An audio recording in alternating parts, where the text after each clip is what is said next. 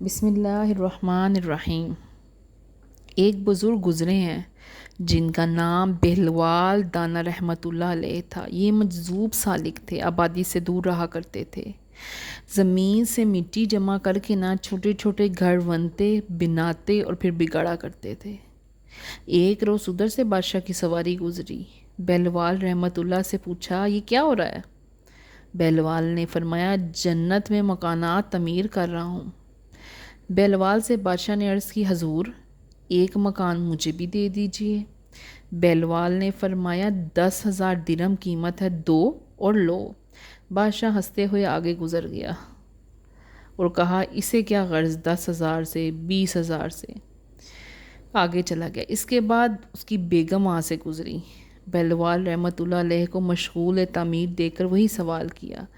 بہلوال رحمۃ اللہ علیہ نے وہی جواب دیا جو بادشاہ کو دیا تھا۔ بیگم نے ایک محل مانگا، بہلوال نے 10,000 درہم قیمت بتائی۔ بیگم نے حکم دیا بہلوال کو 10,000 پیش کر دیے جائیں۔ چنانچہ درہم پیش کر دیے گئے۔ بہلوال نے انہیں مٹی کے ساتھ ملا کر اپنا مشغلہ شروع کر دیا، یعنی مٹی کے ساتھ درہموں کو ملا کے کھیلنا شروع کر دیا۔ رات کو بادشاہ خواب میں دیکھتے ہیں کہ ایک عجیب و غریب باغ ہے جس میں جوہرات سے مرصع ایک محل ہے۔ بادشاہ منشکانہ طور پر داخل ہو گئے، یعنی کہ بہت مشکل سے گئے، کوئی اندر ہی نہیں جانے دے رہا تھا۔ دروازے پر دربانوں نے روک لیا، پوچھا، یہ کس کا محل ہے؟ جواب ملا، یہ محل بیگم کا ہے جو بہلوال دانا سے 10,000 میں کل خریدا تھا۔ بادشاہ چونک پڑا، صبح ہوتے ہی بہلوال کی طرف بھاگا، عرض کیا، حضور یہ کیا ہو رہا ہے؟ فرمایا، وہی ہو رہا ہے جو تو خواب میں دیکھ کر آیا ہے۔ بادشاہ نے عقیدت مندانہ لہجے میں عرض کیا، خاموشی سے، حضور ایک باغ مجھے مل سکتا ہے؟ بہلوال رحمۃ اللہ علیہ نے فرمایا، تو نہیں لے سکتا، جا، تو نہیں لے سکتا۔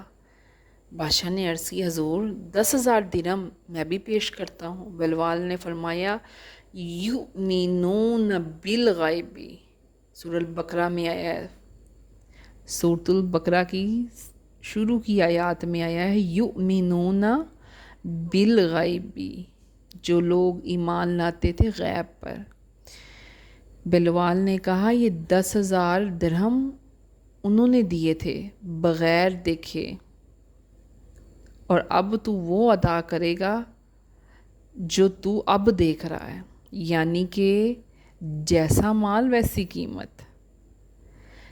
اس سے ثابت ہوا کہ ایمان بالغیب جو مومنوں کے لیے مختص کیا گیا ہے نا، اس کا بدلہ، اس کا انعام کتنا عظیم ہے۔